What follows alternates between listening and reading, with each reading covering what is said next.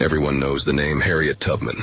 We know her as the fearless conductor of the Underground Railroad, a hero who risked her life again and again to guide enslaved people to freedom. Her story is a cornerstone of American history, a testament to courage against unimaginable cruelty. We call her Moses, the savior who led her people to the promised land. But what if I told you that her most incredible act of defiance wasn't on the railroad but on the battlefield? This is the story of how Harriet Tubman, a formerly enslaved woman, became the first woman in U.S. history to help lead a military raid. In a single night, she freed more than 750 people and struck a major blow right to the heart of the Confederacy. This is the story of her untold grit. To understand Harriet Tubman, the military leader, you first have to understand the woman who was forged in the fires of slavery and escape. Born Araminta Minty Ross in Dorchester County, Maryland, her early life was brutal. As a child, she suffered a traumatic head injury that caused pain and visions for the rest of her life. Experiences she believed were divine premonitions that only steeled her resolve. That resolve pushed her to make a daring escape to Philadelphia in 1849. But her own freedom just wasn't enough. Over the next decade, she made around 13 perilous journeys back into the slave-holding South. Traveling by night in total secrecy, she guided about 70 of her family members and friends to freedom. She famously said, "I never ran my train off the track and I never lost a passenger." These weren't just rescue missions, they were complex, covert operations. Each journey was a masterclass in stealth, strategy, and sheer survival. The skills she learned, navigating treacherous landscapes, building secret networks, and evading capture, would soon become invaluable to the Union Army. The Underground Railroad wasn't just a path to freedom, it was Harriet Tubman's training ground for war. When the Civil War erupted in 1861, Tubman saw it as God's instrument to finally destroy slavery, and she knew she had to be a part of it. She traveled to South Carolina, at first offering her services as a nurse and cook for the Union Army. She was legendary for her knowledge of herbal remedies, boiling roots and herbs to cure soldiers of diseases like dysentery. But her value went far beyond the field hospital. Massachusetts Governor John Andrew, a fierce abolitionist, saw that Tubman's unique experience made her a powerful intelligence asset. He arranged for her to work as a scout and spy for Union forces in the Sea Islands of South Carolina. For the Union Army, this region was hostile territory. But for Tubman, it was familiar. The tidal marshes and lowland forests were remarkably similar to the Maryland landscape she knew by heart. Disguised as an elderly woman, she moved through Confederate territory virtually unnoticed. She built a network of spies among the local enslaved population, who trusted her far more than they trusted the white Union soldiers. Through this network, she gathered critical intelligence, where Confederate troops were hiding, the location of their supply lines, and the positions of underwater mines, then called torpedoes, in the rivers. One officer even noted that Tubman secured more intelligence from them than anybody else. She was no longer just a conductor. She had become one of the Union's most effective spies. By the spring of 1863, the Union Army was planning a major strike. The goal? Disrupt the Confederate economy, destroy critical supply lines, and liberate hundreds of enslaved people from the wealthy rice plantations along South Carolina's Combahee River. The problem was, the river was a death trap, filled with Confederate mines and guarded by rebel outposts. A direct assault was suicidal without perfect intelligence. This is where Harriet Tubman's secret war became a full-blown military operation. Alongside Colonel James Montgomery, a fellow abolitionist, she helped plan the raid. Using the intelligence she had gathered for months, Tubman had mapped the river's defenses and located the enemy torpedoes. She knew exactly where to go.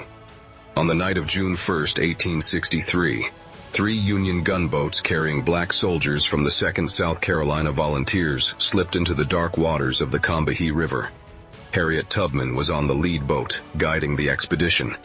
As they pushed into the early morning hours of June 2nd, she expertly navigated the vessels around the hidden mines, using her hard-won intelligence to steer them clear of danger. As the boats moved upriver, they sounded their steam whistles, a signal to the enslaved people hiding on the plantations. At first, many were terrified, but Tubman called out, convincing them to scramble aboard the Lincoln's gunboats. While people rushed to freedom, Union soldiers set fire to the plantations, destroying mansions, fields, and Confederate storehouses. It was a devastating blow to the Confederacy's war machine. By the time the sun rose, more than 750 men, women, and children had been freed. The raid was a stunning success, thanks in large part to the woman who helped guide it. It made Harriet Tubman the first woman in American history to lead an armed military assault. A newspaper at the time celebrated the raid, noting it struck terror to the heart of the rebeldom, without the Union losing a single man. So, how did she do it? How did a woman with no formal military training pull off such a sophisticated operation? The answer lies in another one of her untold stories. Harriet Tubman was a master naturalist. Her entire life had been an education in the outdoors. Forced to trap muskrats as a child, she learned to read the marshes and waterways of Maryland. She knew how to find her way from the moss on a tree or the flight patterns of migrating birds. This deep connection to the natural world was her secret weapon. On the Underground Railroad, she famously used the hoot of a barred owl as a signal, a call that blended perfectly into the night, letting her passengers know if it was safe. This fluency in the language of the wild was a code her enemies could never hope to crack. Her knowledge of botany was just as critical. She knew which plants could be used for medicine and which could provide food for survival. She knew that traveling through water could throw scent dogs off a trail, a vital tactic for evading capture. This profound expertise wasn't just for survival, it was for command. Her naturalist skills allowed her to map terrain in her mind, move through hostile territory without being seen, and see the landscape not as an obstacle, but as an ally. It was this grit, this deep, practical wisdom of the earth, that made her such a formidable leader. After the war, Harriet Tubman's fight for justice was far from over. She returned to her home in Auburn, New York, which she had purchased in 1859. This property became a sanctuary for her aging parents, other formerly enslaved people, and anyone in need. Despite her fame, she struggled financially and had to fight for decades to receive a pension for her military service, which was eventually granted in recognition of her work as a nurse, not a soldier. She channeled her energy into a new battle, the fight for women's suffrage.